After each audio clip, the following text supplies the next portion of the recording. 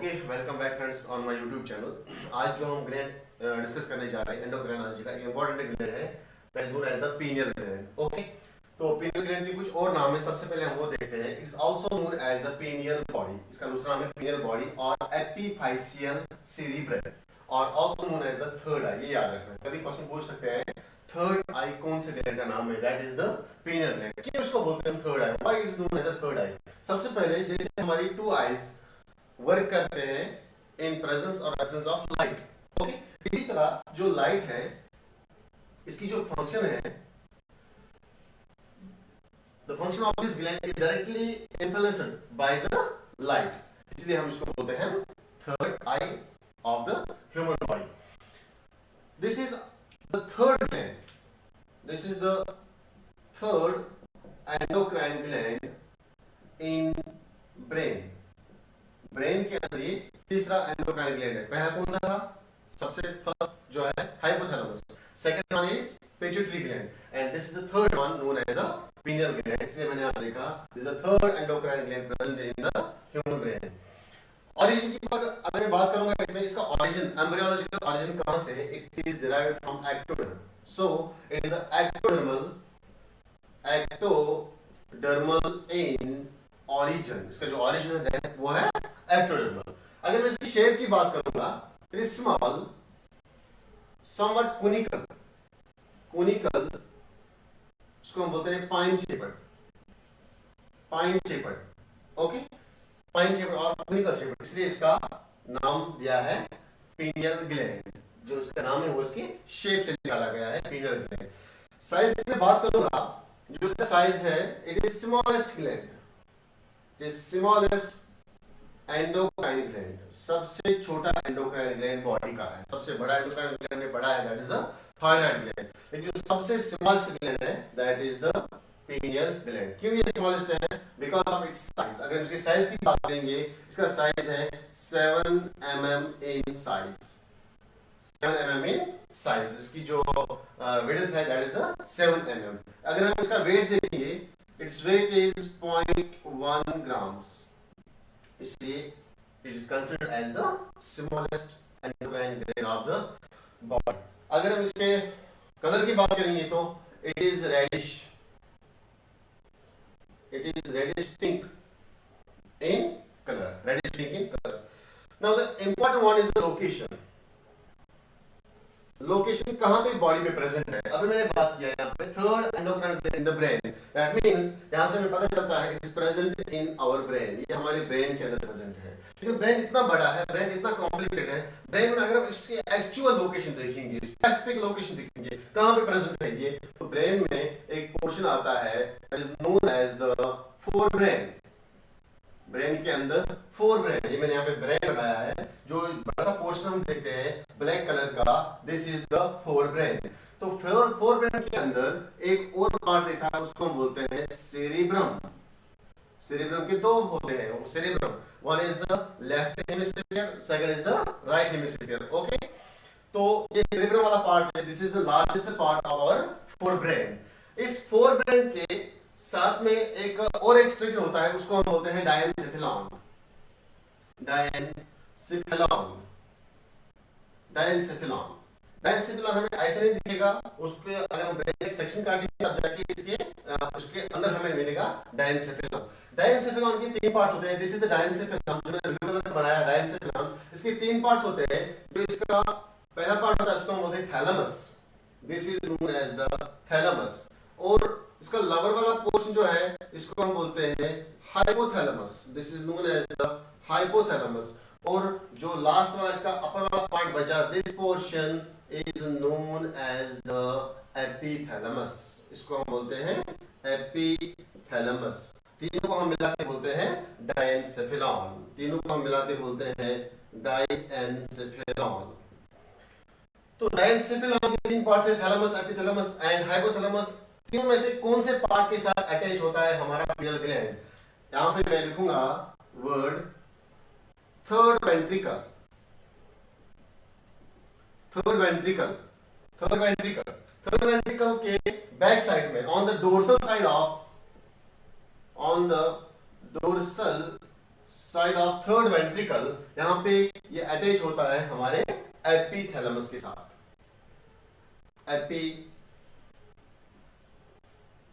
Epithalamus, okay, याद रखना ये एपिथैलेमस है। ओके, इसके साथ जो मैंने ये ग्रीन कलर की बॉडी बनाई, this is the pineal body और पीनियल ग्लैंड। ये वेंट्रिकल में जो यहाँ पे लिखा है third ventricle, what is ventricle? हमारे ब्रेन के अंदर कैविटीज होती हैं, सिंपली मैं बोलूंगा these are the cavities of brain.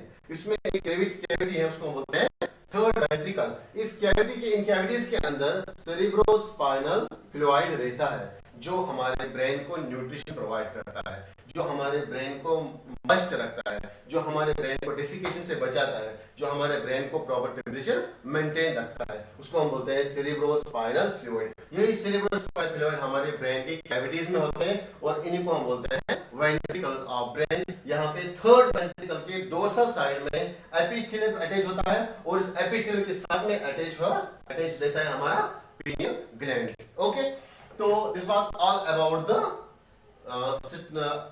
Introductory part of the gland. अब हम यहाँ पे बात करेंगे इसके स्ट्रक्चर की।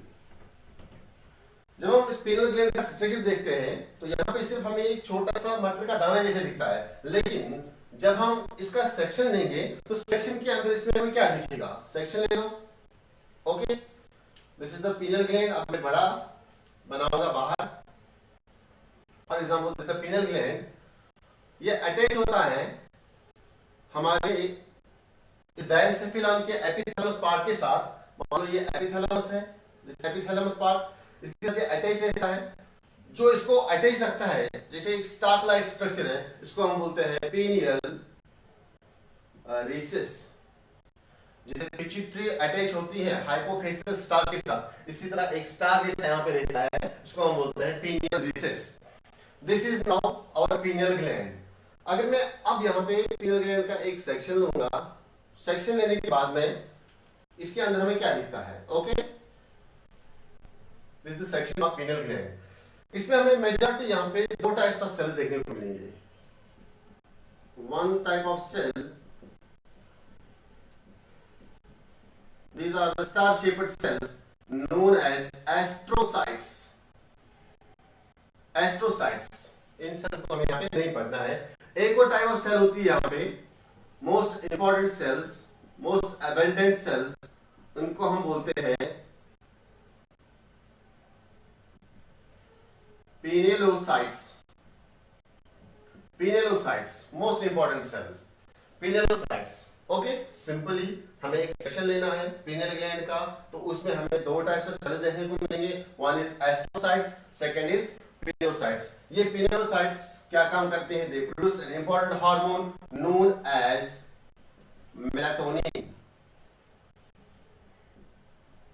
Known as melatonin hormone. Okay, ये मेलाटोनिन हार्मोन सिक्रीट करते हैं। ठीक है, तो ये इसका स्ट्रक्चर था। अब आएंगे हम इसके रोल पे, फंक्शनल रोल। फंक्शनल रोल,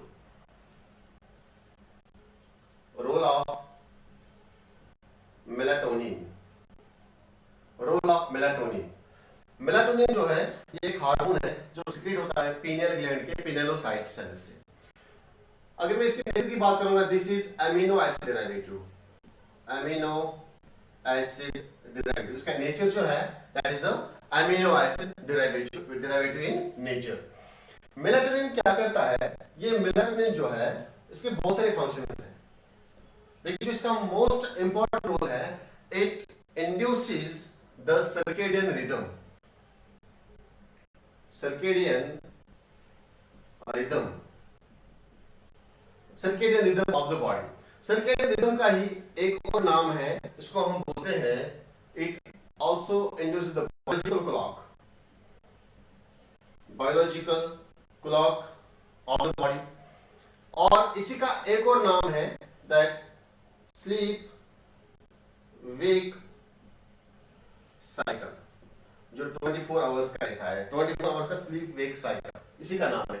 और एक नाम है इसका, बहुत सारे कंफ्यूज कर सकते हैं कि सर्केडियन रिदम में क्या फर्क है और डायरनल रिदम में क्या फर्क है। इसी का नाम है डाययूरेनल रिदम, डाययूरेनल रिदम बोलो, ठीक है, सर्केडियन रिदम बोलो, और बायोलॉजिकल क्लॉक बोलो, और स्लीप वेक साइकिल बोलो, या 24 आवर स्लीप वेक साइकिल, ये चारों जो है एक ही नाम है।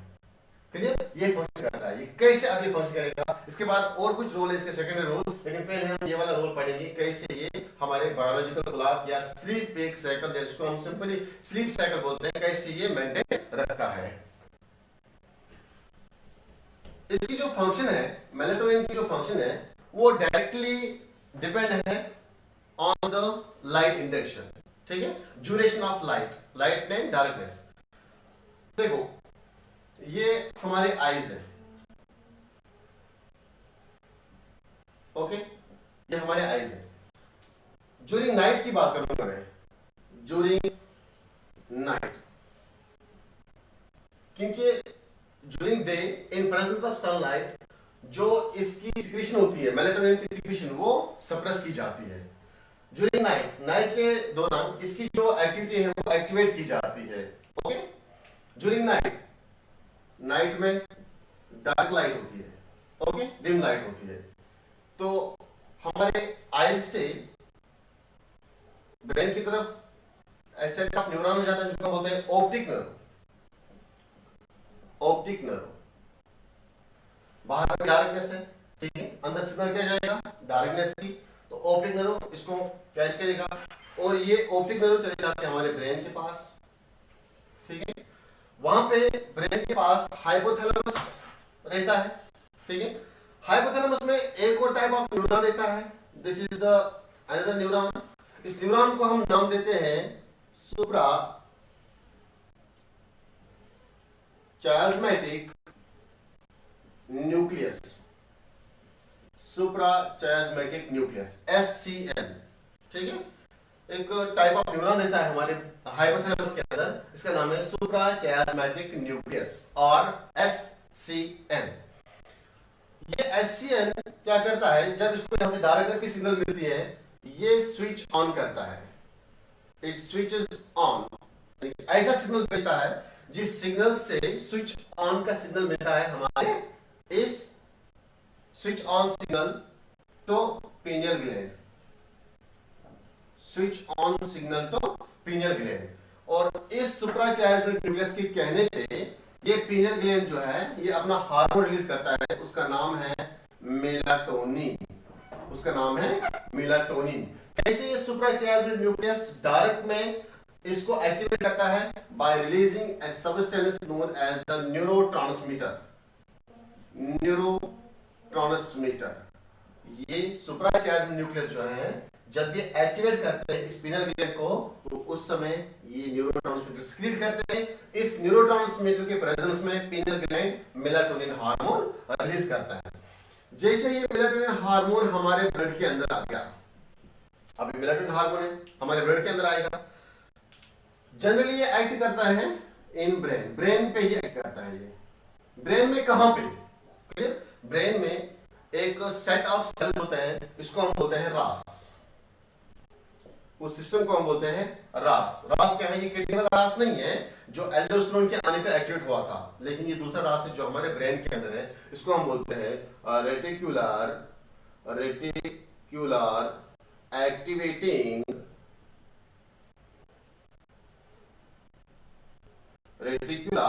एक्टिवेटिंग सिस्टम, इसको हम बोलते हैं रेटिकुलर एक्टिवेटिंग सिस्टम। ये रेटिकुलर एक्टिवेटिंग सिस्टम एक स्पेसिफिक टाइप ऑफ न्यूरॉन्स होते हैं हमारे ब्रेन के अंदर, स्पेसिफिक टाइप ऑफ न्यूरॉन्स होते हैं ब्रेन के अंदर, जिस सिस्टम के थ्रू ब्रेन के जो पार्ट्स होते हैं वो एक दूसरे के साथ कम्युनिकेट करते हैं। ब्रेन के डिफरेंट पार्ट्स होते हैं जैसे कि पोनस है, सेरिबेलम है, सेरिब्रम है, मेडुला है, स्पाइनल कॉर्ड है, ये एक दूसरे के साथ में कम्युनिकेट करते हैं with the help of this system known as the reticular activating system. तो ये रेटिकुलर एक्टिवेटिंग सिस्टम और एक इंपॉर्टेंट फंक्शन करता है हमारी बॉडी में, this acts as the consciousness centre of the body.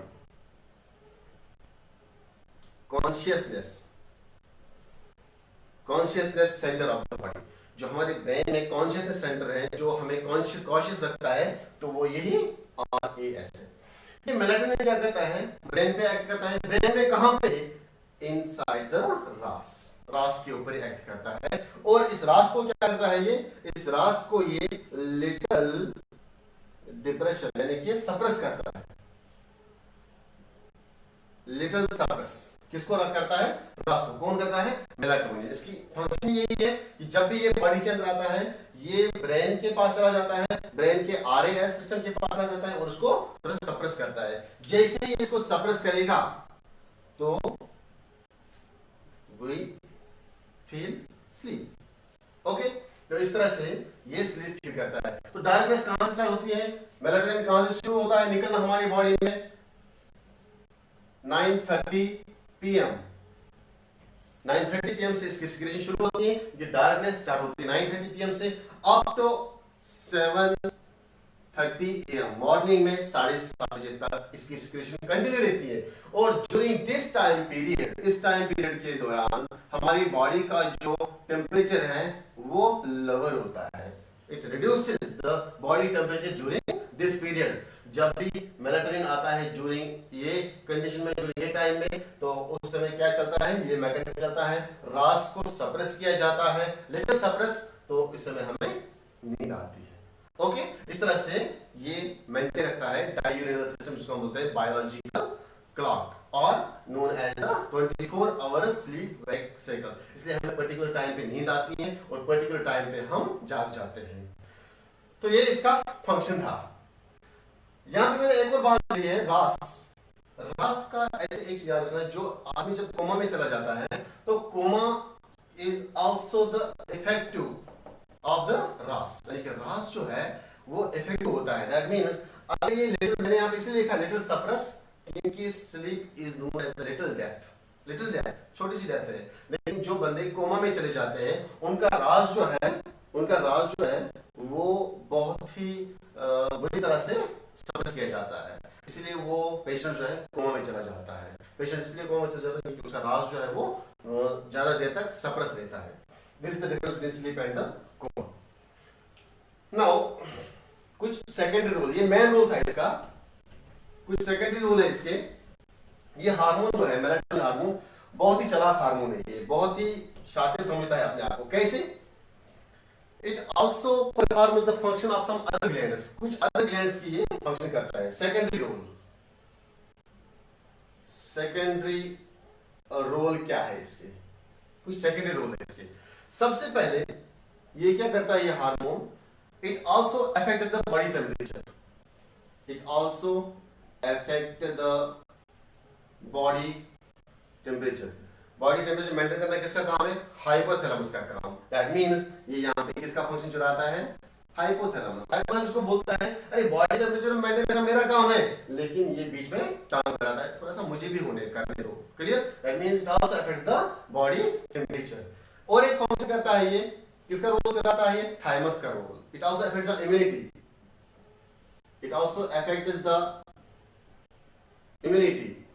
Immunity affect करना किसका रोल है, 2 दिन पहले मैंने बताया था हमारे थाइमस ग्लैंड का। That means it also affects the function of thymus. जो थाइमस की फंक्शन है वो भी ये परफॉर्म करता है थोड़ा थोड़ा। ओके, और एक फंक्शन करता है ये एलएच, एफएसएच, एस्ट्रोजन की फंक्शन इनके साथ females. That means it also affects the menstrual cycle in females and puberty. Menstrual cycle and puberty females में ये इफेक्ट करता है। किसकी फंक्शन है वो, प्रोजेस्टेरोन, एस्ट्रोजन, एलएच, एफएसएच, इनका फंक्शन चुराता है थोड़ा थोड़ा। ओके, ये सेकंड रोल में आते हैं। और एक फंक्शन करता है ये, it also affects the metabolism of the body, also affects the metabolism. Metabolism body का इफेक्ट करता है। किसका फंक्शन है वो, थायराइड ग्लैंड का, T3 T4 का फंक्शन। वो इसका मतलब ये है ये थायराइड का भी थोड़ा सा रोल प्ले करता है। एक और फंक्शन ये करता है, it also affects the colouration of skin. Skin की कलरेशन को ये इफेक्ट करता है। किसका रोल है वो, मेलाटोनिन हार्मोन का, मेलाटोनिन का रोल प्ले करता है थोड़ा थोड़ा। ठीक है, तो तो इस तरह से ये सेकेंडरी रोल है इसके, जो आपकी एनसीईआरटी ने मेंशन किया है। It also affects the body temperature, affects the immunity, affects the menstrual cycle and puberty in females, it also affects the metabolism of the body, it also affects the skin colour, जो कि melatonin की function है। Okay, तो this was all about the role function role of the pineal gland. Now अगर इसकी deficiency हो जाएगी, deficiency disorders, अगर इसकी डेफिशिएंसी होगी, डेफिशिएंसी बोल रहा irregular secretions, irregular secretion, normal level से अपने सिक्रीशन जो है वो कम या ज्यादा होगी। मेनली यहाँ पे सबसे पहले जो इफेक्ट करेगा, it effects our circadian rhythm, that means it affects our circadian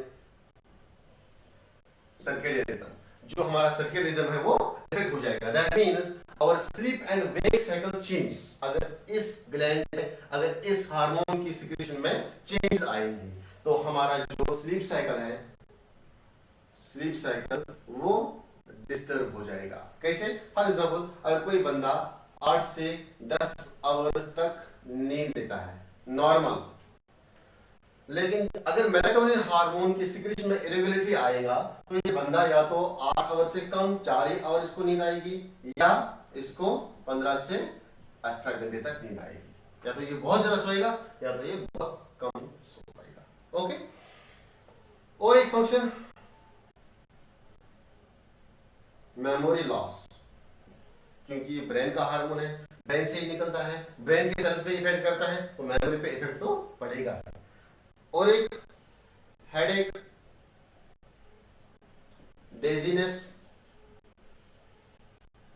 nausea, vomiting, ये सब इसके सेकेंडरी रोल है।